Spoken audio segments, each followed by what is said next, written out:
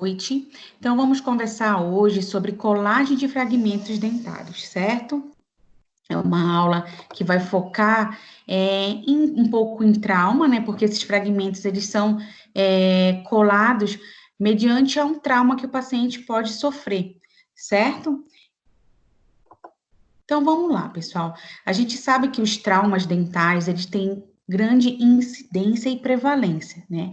Então, geralmente, crianças e adolescentes estão predispostos a esse tipo de acidente, né? Envolvendo dentes. A gente observa hoje, analisando alguns artigos, alguns estudos efetuados, que a incidência de trauma dental, ela se equivale até à doença periodontal e à cárie. Então, a frequência desses traumatismos vem crescendo durante o tempo, né? A gente recebe pacientes que estavam brincando, estavam no colégio, ou se envolveram até em brigas, e acabam se acidentando e traumatizando os elementos dentários, né? A gente percebe uma faixa etária de 1 a 3 anos, que é uma fase crítica, quando a criança começa a aprender a andar, então a gente fala que elas têm quedas da própria altura. Depois a gente vê uma idade crítica de 8 a 12 anos, que é frente às brincadeiras, a prática de esporte, como eu falei para vocês, brincadeiras, a gente vê até crianças que também dançam na escola, acabam sofrendo algum trauma, né? Já tem história de criança que escorregou e num molhado e acabou se envolvendo em algum traumatismo dental, tá? Então, crianças e adolescentes têm uma prevalência grande, uma incidência grande de traumatismos, tá? Em relação aos dentes mais acometidos, a gente vê com frequência os incisivos centrais superiores, tá? Então, geralmente um dente é envolvido no trauma, os dois podem ser mais. Traumatismos múltiplos, eles são mais decorrentes de acidentes de carro, né? Mas geralmente os dentes mais acometidos são os incisivos centrais superiores, tá?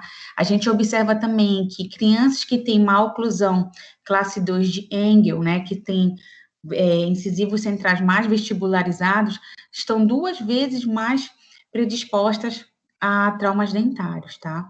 E acredita-se que 1 a cada 2 crianças já passou por um trauma dental ou esteve sujeito a ele, tá? Então, a gente vê, assim, sempre histórias, criança bateu o dente, às vezes só bate e não tem nenhuma fratura, né? Mas os traumas acontecem até com relativa frequência entre as crianças, tá?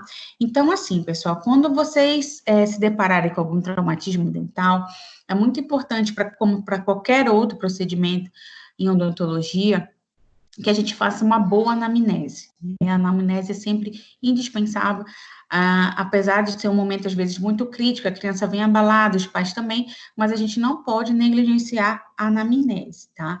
É importante que, além do exame dos tecidos duros, né, que seria o dente, a gente examine também tecidos moles, porque dependendo do trauma, às vezes a gente tem lesão em língua, então a criança machucou a língua, machucou o lábio, e a gente precisa verificar se não tem nenhum tecido mole que precise de sutura ou algum atendimento específico, tá bom? Então, e além dos dentes, né, que fazem parte dos tecidos duros, a gente pode também avaliar os ossos da face, né, porque a gente pode ter alguma fratura de zigomático, né, fratura de algum osso da face, órbita, enfim. Então, é necessário que a gente faça um exame também desses outros tecidos, tá? Dependendo do trauma, a gente pode lançar mão do exame radiográfico, que é o nosso exame complementar bastante proveitoso, né? Ele sempre é bem-vindo. Então, o exame radiográfico pode te ajudar também a fazer o diagnóstico de uma fratura de raiz ou uma fratura um pouco mais extensa, tá? Dependendo da situação, tá? Então, dependendo do lugar que o paciente cai, às vezes ele cai na areia, cai na terra, cai na lama, a gente nunca sabe qual é o ambiente, né? Então, o rosto do paciente vai vir contaminado, né? Então, a orientação é que a gente lave o rosto com água e sabão, tá? Eu passo algum antisséptico nesse rosto, tá? Para eliminar as bactérias que estão nessa face, tá? Outra coisa importante que deve fazer parte do exame do paciente é perguntar como ocorreu o acidente, tá? como que aconteceu? Estava correndo, bateu, caiu, o paciente vai te contar como ocorreu o acidente, o local onde esse acidente ocorreu, é importante a gente saber se é um local muito contaminado ou não, e o tempo decorrido desse acidente, principalmente quando esse acidente envolver fratura de dente e tiver uma exposição pulpar. É crucial que a gente saiba o tempo, né, que essa polpa ficou exposta. Ou quando a gente fica de frente a uma avulsão dental, que é aquele tipo de traumatismo, que o dente sai totalmente do alvéolo, cai no chão. Né? É primordial que a gente respeite o tempo que esse dente ficou fora do alvéolo, tá? Porque dependendo do tempo, se passar de 120 minutos, esse dente não pode ser reimplantado. Então, é muito importante que você saiba o tempo que esse acidente ocorreu. 2 dias, né? Ah, não, acabou de acontecer, enfim. É importante também a gente saber a história dental pregressa desse elemento, né? Se já passou por outros traumas, se já foi restaurado. E outra coisa muito importante, pessoal, os sintomas que esse paciente pode estar tendo, tá? Sintomas físicos gerais. Por exemplo, o paciente está confuso, o paciente não consegue falar qual é o nome dele, qual é o nome dos pais, tá? Então, isso é muito relevante, porque, claro, se o paciente está confuso, está sonolento, está com não sabe responder perguntas que ele saberia habitualmente, ele precisa de um atendimento médico, né? Atendimento neurológico, enfim, pode, de repente está com trauma craniano, enfim, tá? Então, claro, se a gente perceber que esse paciente não está bem, a gente vai encaminhar logo para o médico e posterga o atendimento dental, tá?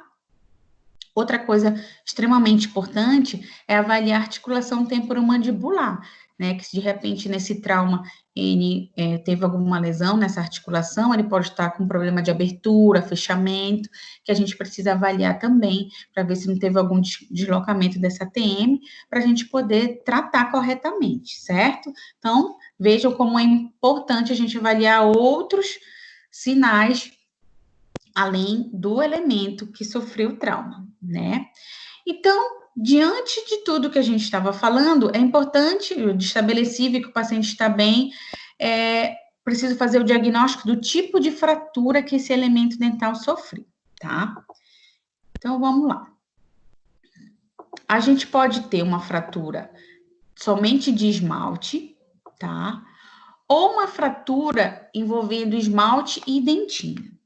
Daí, se essa fratura de esmalte e dentina aconteceu, eu vou avaliar se ela foi uma fratura sem exposição pulpar e sem invasão do espaço biológico, se ela foi uma exposição pulpar com uma fratura de esmalte e dentina sem exposição pulpar e com invasão do espaço biológico, se ela foi uma fratura com exposição pulpar e sem invasão do espaço biológico, ou se ela foi uma fratura com exposição pulpar e com invasão do espaço biológico. Então, eu preciso estabelecer o diagnóstico do meu tipo de fratura para estabelecer um tratamento adequado, né? Então, vamos lá. Como eu estava falando para vocês, estabeleci qual foi o tipo de fratura, eu preciso ver quais condições do fragmento dental se o paciente levou esse fragmento, tá, pessoal? Porque o que a gente percebe, às vezes tem um desconhecimento por parte do paciente de que ele pode pegar esse fragmento e levar até o consultório, né? Às vezes a gente vê uma fratura, o paciente, a gente pergunta, você viu um pedaço do dente? Não. Ou, eu vi, mas eu nem sabia que podia reaproveitar, né?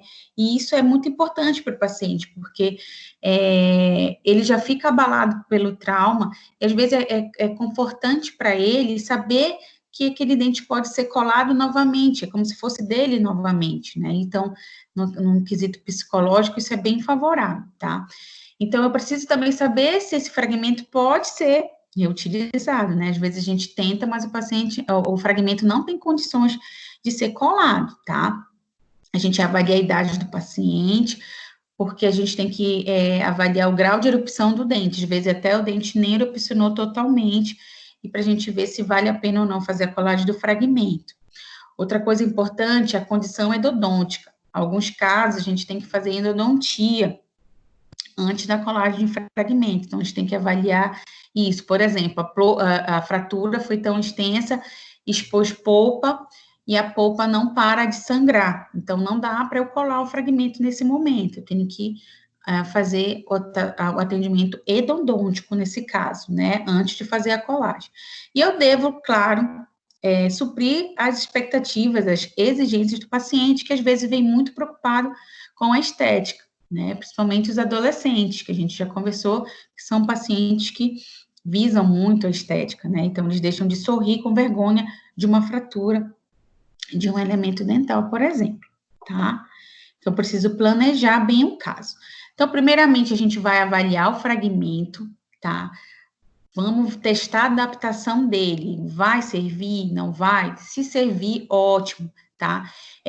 A gente vê que a longevidade da colagem de fragmento dental é maior se comparado com uma restauração de resina, tá? Claro, vai ter casos que eu não vou conseguir reutilizar o fragmento, então eu vou partir para uma restauração de resina, tá? Hoje a gente tem no mercado resinas maravilhosas, junto com a habilidade do profissional, a gente faz restaurações imperceptíveis, que como se fosse o dente mesmo do paciente, tá? Mas sempre que possível, a gente usa o fragmento, porque ele tem como vantagem durar mais como tratamento, tá? Outra coisa muito importante é armazenar o fragmento, tá? Deixar ele hidratado. Então, pode deixar hidratado em água, em soro, ou até mesmo na própria saliva do paciente, tá? Porque se eu deixo ele muito desidratado, a gente vai ter uma diferença de cor nítida. Então, a gente, às vezes o paciente leva o fragmento, mas não leva ele armazenado adequadamente.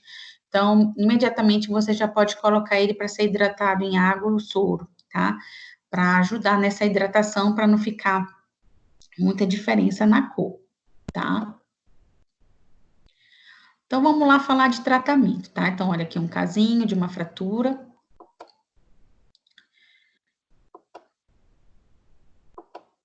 Então, vamos lá. Se eu tenho uma fratura de esmalte, tá? Não envolveu o dentinho. Se for uma fratura pequena, eu não preciso restaurar o dente, se ela for uma fratura imperceptível, né? Eu posso apenas regularizar e alisar as bordas dessa fraturinha e não preciso fazer nenhum outro procedimento, tá? Mas se for uma fratura de esmalte um pouco mais extensa, posso restaurar o dente, né? Usando a técnica de restauração adesiva direta com resina composta, né? E se o paciente levar o fragmento, ótimo, eu vou colá-lo, certo? Sobre o protocolo, tá, pessoal? É muito importante que você faça isolamento absoluto na colagem do fragmento, tá? É essencial que você faça esse isolamento. É importante também vocês imobilizarem o fragmento dental. Vocês podem usar gutta-percha em bastão, tá? Até Godiva. Peguem um bastão de gutta-percha, aqueçam ele e imobilizem o fragmento para ajudar vocês a levar até o dente, para ver a adaptação desse fragmento, tá? Depois eu vou mostrar para vocês uma fotinho para ficar melhor de visualizar isso, tá? É importante que vocês façam também limpeza do fragmento dental e do remanescente coronário, tá? Com pedra pomes e água somente. Então, você vai fazer uma profilaxia tanto no fragmento como no remanescente dental, tá? Vocês vão fazer condicionamento com ácido fosfórico a 37%, sistema adesivo e vão usar resina composta, pode ser fluida ou de baixa viscosidade, tá? É importante também que vocês façam a seleção da cor da resina logo no começo do procedimento, tá? Para não errar na cor, a gente sempre fala isso. Lembre que a gente também fica um pouco de boca aberta, ocorre uma desidratação do remanescente coronário. Então, façam logo também a seleção da cor da resina, certo? E aí, a gente usa a técnica adesiva direta com resina composta, certo? E aí, se eu tenho uma fratura de esmalte e dentina, Sem exposição pulpar e sem invasão do espaço biológico, tenho coisas a meu favor. Então, ou eu uso a técnica adesiva direta com resina composta, ou eu faço a colagem no fragmento, tá? Se o paciente levou. Então, como eu estava falando para vocês vão imobilizar o fragmento, testar, para ver se dá para ele ser reutilizado. Não deu, eu vou partir para uma restauração de resina composta, sem problema algum, tá? Então, olha, vamos ver esse casinho aqui, tá? Então, esse paciente teve fratura nos 2 incisivos centrais.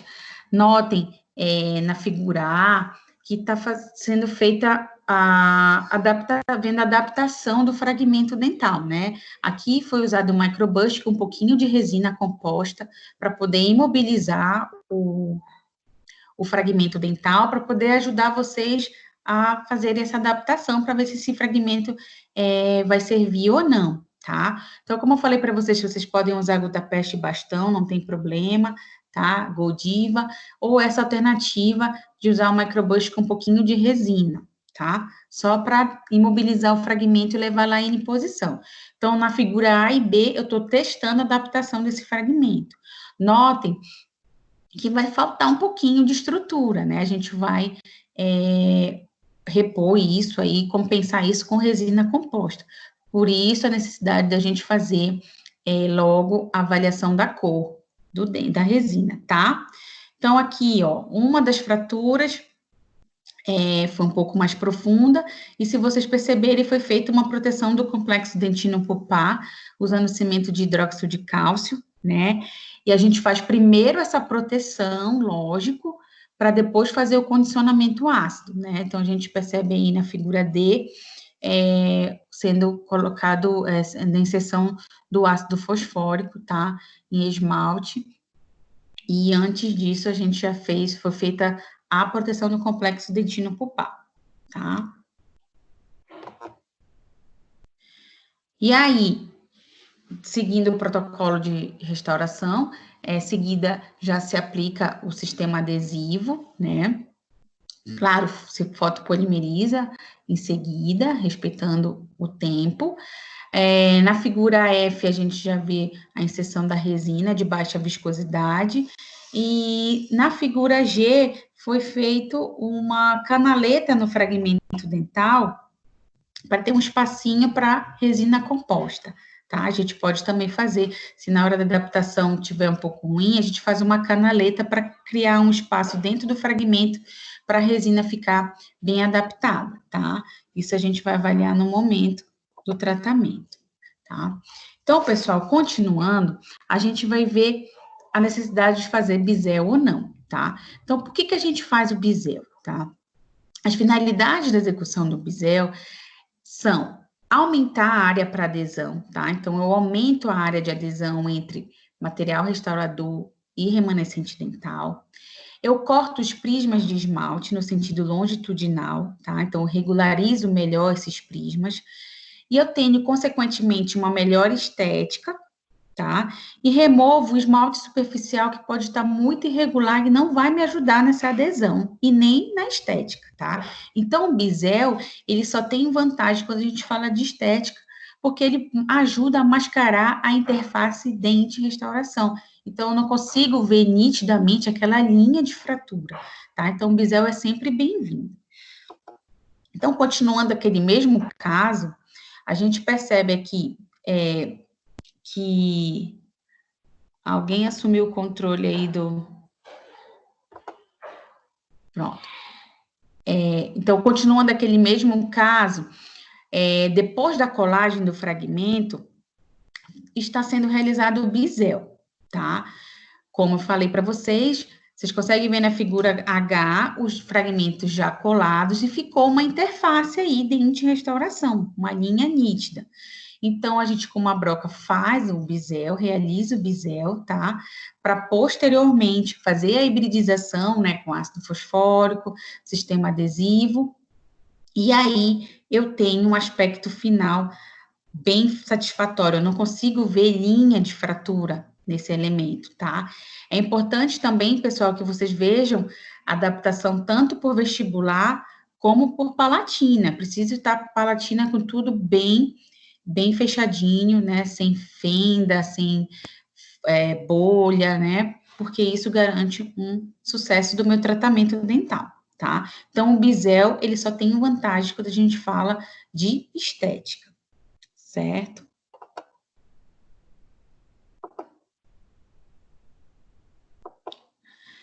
E quando eu tenho uma fratura de esmalte e dentina, com exposição pulpar, tá? E sem invasão do espaço biológico. Então, a gente pode fazer uma restauração com resina composta, ou a colagem do fragmento também, né? Então, agora aqui eu tenho uma exposição da polpa, tá? Então, olha esse caso aqui. Então, na primeira figura superior, a gente vê aí uma gota peste em bastão, né? Sendo utilizada para imobilizar o fragmento e testar a adaptação dele. Notem que tem uma diferença de cor, porque provavelmente o fragmento não estava hidratado, né? Chegou desidratado. Então, se isso acontecer no consultório, você já coloque para hidratar para dar uma melhorada, tá? Notem que há uma exposição pulpar. Então, nesse caso, a gente vai ter que cuidar disso. Então, a gente pode fazer uma curetagem dessa superficial dessa polpa. A gente pode aplicar otosporin, tá? E em seguida, hidróxido de cálcio PA, tá? Você pode usar só o pó do hidróxido de cálcio PA, ou você pode fazer uma pastinha, misturando esse pó com alguma solução aquosa, né? Pode ser anestésico, pode ser soro fisiológico, ou você pode colocar só o pó diretamente em cima da polpa, tá? E em seguida, eu vou usar o cimento de hidróxido de cálcio, que são aquelas duas pastas que a gente usa, né?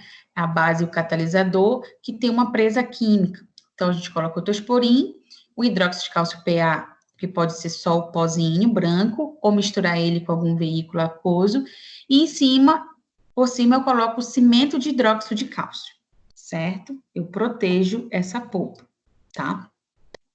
E aí eu faço condicionamento ácido, tá? Importante, pessoal, não falei antes, mas esse condicionamento, ele tem que ser feito tanto no remanescente dentário como no fragmento, tá? Assim como vocês fazem a profilaxia tanto no fragmento como no remanescente, o ácido fosfórico também e o sistema adesivo também em ambos, tá? Aplica ácido no dente e fragmento. E sistema adesivo, a mesma coisa, certo? E aqui, já feita a colagem, ou utilizando resina composta, ou se você tiver um cimento resinoso, tá? Aplica o cimento resinoso e fotopolimeriza, certo? Aí uma radiografia. É importante você acompanhar esse dente para ver se vai existir uma necessidade endodôntica, né? Se vai existir uma necessidade de ser tratado mais para frente endodonticamente o elemento dental. Então, você vai fazer a preservação desse dente, para ver se ele vai ter necessidade de endodontia mais tarde, tá? Ele pode necrosar, o paciente pode ter uma pulpite, enfim, você vai acompanhar esse elemento, tá? E quando você tem fratura de esmalte e dentina, sem ou com exposição pulpar, e teve invasão do espaço biológico, você vai ter que tratar esse dente periodontalmente, tá? Então, nesses casos, será necessário, além do procedimento de colagem do fragmento, a execução de cirurgia periodontal com o objetivo de restabelecer as distâncias biológicas. Então, toda vez que você tem invasão do espaço biológico, às vezes até eu não consigo fazer a colagem do fragmento dental, tá? Então, a gente tem que fazer sempre o preparo periodontal, tá? Então, envolver o espaço biológico, ou seja, se a fratura foi subgengival, eu não consigo fazer a colagem do fragmento dental e vou ter que fazer cirurgia periodontal, tá? Expor essa linha de fratura para poder ver se dá para colar ou não, ou fazer uma restauração, tá? Então, todas as fraturas que envolvem invasão do espaço biológico vão necessitar de cuidados periodontais, primeiramente, tá? E é isso, pessoal. Agora a gente vai resolver as questões, ou seja, se tiver alguma dúvida, tá bom? Obrigada pela atenção de vocês.